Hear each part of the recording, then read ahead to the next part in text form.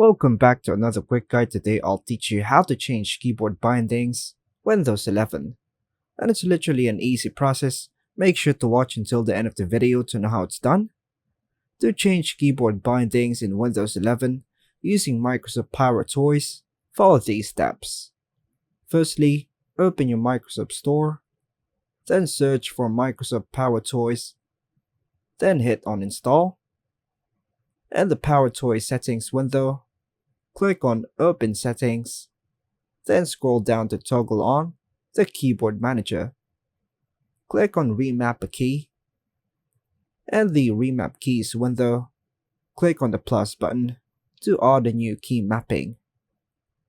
Click on the box under the Select column and press the key you want to remap, the physical key you want to change.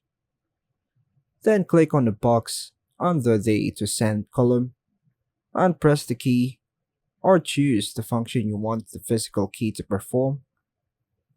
Once you've set your desired key mapping, click OK to save the changes. Close the PowerToys settings window to take the changes effect. Then test your new key bindings to ensure they are working as expected.